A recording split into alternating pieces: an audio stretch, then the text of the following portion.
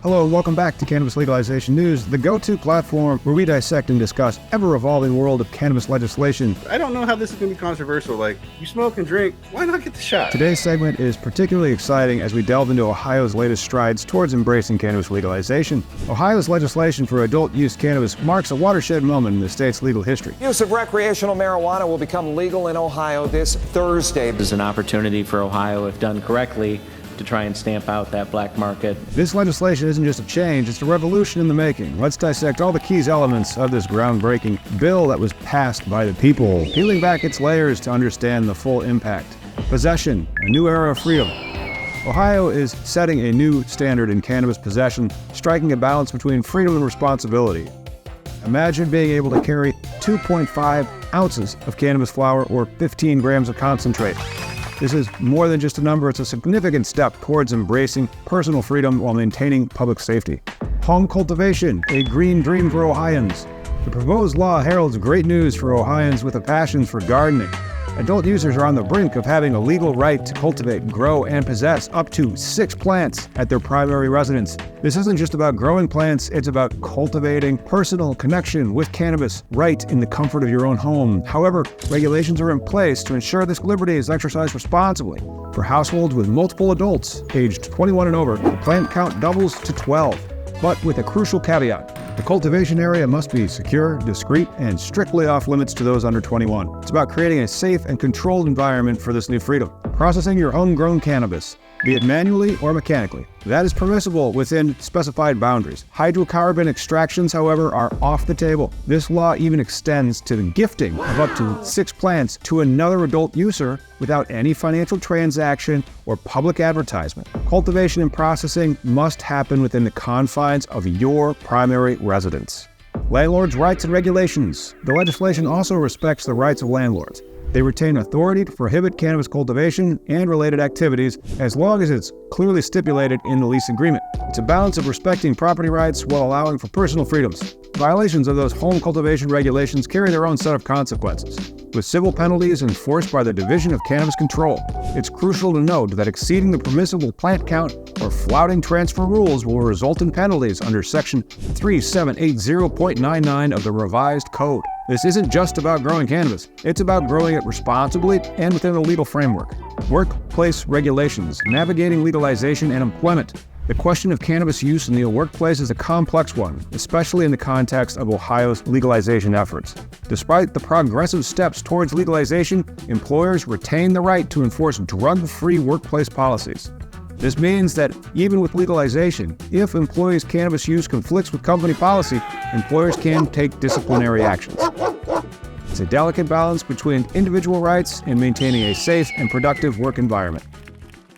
Cannabis taxation, a necessary contribution. Let's talk taxes.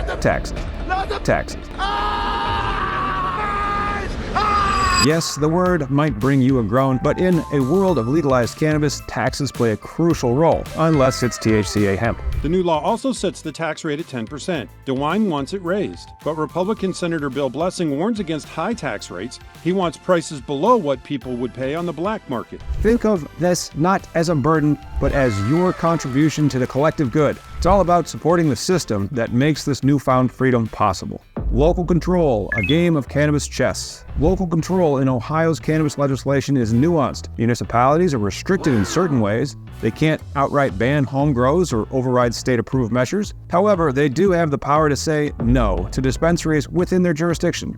It's a game of strategic decision-making at the local level. Fortunately, municipalities must make an affirmative decision to opt out, meaning a majority of Ohio is likely to embrace the cannabis industry. The dawn of a new regulatory era, introducing the Division of Cannabis Control. A pivotal aspect of Ohio's cannabis legalization is the establishment of the Division of Cannabis Control within the Department of Commerce. This new division is not just a regulatory body, it symbolizes the state's commitment to a well-structured and responsible cannabis industry tasked with the multitude of responsibilities. This division is set to define the course of the cannabis industry in Ohio, from shaping the process for licensure to potentially setting THC limits. Its influence is far-reaching. However, there is a realistic concern that the current administration's approach to staffing and resource allocation could significantly slow down the rollout of the new licenses, affecting the pace at which the industry evolves. Licenses, opening the door to new entrants and current operators. Ohio's cannabis industry is on the brink of transformative expansion. The Division of Cannabis Control is mandated to issue up to 40 Level 3 adult use cultivator licenses and an additional 50 dispensary licenses to new applicants. This is not just about numbers, it's about opening the industry to new players and diversifying the market. A noteworthy point of interest is the preference given to certified social equity participants, a move aimed at rectifying the disparities caused by historical marijuana law enforcement. But what exactly is the Cannabis Social Equity Jobs Program in Ohio? Let's break that down. The Cannabis Social Equity Program, a step towards justice. The Cannabis Social Equity and Jobs Program in Ohio is a beacon of hope and its rectification. It's a comprehensive business assistance initiative designed to provide support to individuals who have been disproportionately impacted by the enforcement of marijuana-related laws. This includes those who have faced arrest or incarceration due to marijuana offenses and their immediate family members. Also, residents of areas heavily targeted by marijuana law enforcement. But why is this program so crucial? For years, marijuana laws have been enforced in a biased, disproportionate manner, affecting people of color and those in low-income communities. The Cannabis Social Equity and Jobs Program is Ohio's commitment to amending those historical wrongs. How does this program function? To participate, individuals must apply and be certified by the Ohio Department of Development. Once certified, they become eligible for numerous benefits, including financial assistance, loans, grants, and technical support. Additionally, there's a significant financial perk, a 50% waiver on all license and application fees. The objectives of the program are multifold: enhanced participation of individuals and communities adversely impacted by marijuana law enforcement in the adult use cannabis industry. And this will foster business development and ownership and employment amongst residents of areas with high poverty and high marijuana law enforcement arrests. It will remediate the harms resulting from the disproportionate enforcement of the marijuana laws, and furthermore, social equity applicants have an exclusive opportunity. They are the only entities eligible for the next licenses, the next 50 licenses for dispensaries and the next 40 cultivation licenses, paving the way for new business ventures in the cannabis sector in Ohio. Immediate impact and future prospects: dispensaries and cultivator licenses. As Ohio's cannabis law takes effect, current medical dispensaries are poised to begin selling adult use cannabis, followed by an additional adult use dispensary license. Certain cultivators will also be granted new dispensary licenses. This immediate effect means that the public will witness the emergence of new dispensaries before any other new businesses secure their licensing. In addition to the 50 new dispensaries, another 40 social equity level 3 adult use cultivator licenses are on the horizon. But what exactly is a level 3 adult use cultivator license? The regulations surrounding level 3 adult use cultivator licenses are nuanced. For context, a level 1 license allows up to 100,000 square feet of flowering canopy space, while a level 2 license permits up to 15,000 square feet of canopy space. However, the specifics for level 3 licenses are less clear, possibly allowing only 1,000 square feet initially, with a maximum limit of 5,000 square feet of flowering canopy.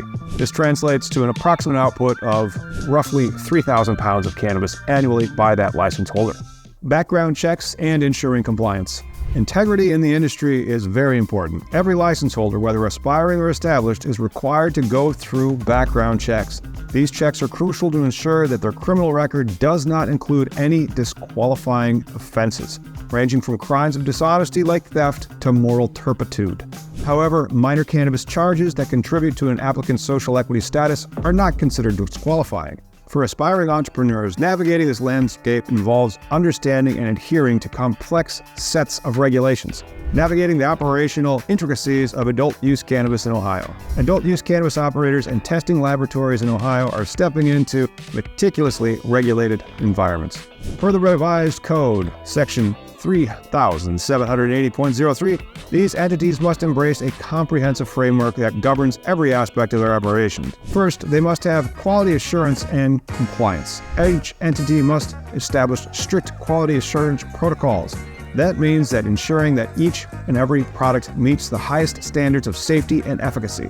This is not merely about meeting benchmarks, it's about exceeding them to ensure that consumer safety and trust is there. Packaging and labeling. Packaging and labeling of cannabis products must not only comply with state regulations, but also be designed to prevent misuse and provide clear information to consumers. This involves precise labeling, including THC content, health warnings, and usage instructions to ensure informed consumption. Waste disposal and inventory control. Operators are required to implement responsible waste disposal methods and maintain rigorous inventory control. These measures are critical in preventing diversion and ensuring that products do not fall into unauthorized hands. Stringent security measures. Security is paramount in this industry. Facilities must implement robust surveillance and security systems to safeguard the products and operations. This includes continuous monitoring and strict access controls to ensure the integrity of the operation. Laboratory testing and compliance. Testing laboratories play a crucial role in maintaining industry standards. They must conduct comprehensive tests to ensure product safety, potency, and purity. This is about more than compliance. It's about contributing to the credibility and reliability of the entire industry. Comprehensive record keeping and reporting. Operators are mandated to maintain detailed records and submit regular reports. This level of documentation is essential for transparency and for regulatory bodies to effectively oversee and manage the industry. Clear operational procedures.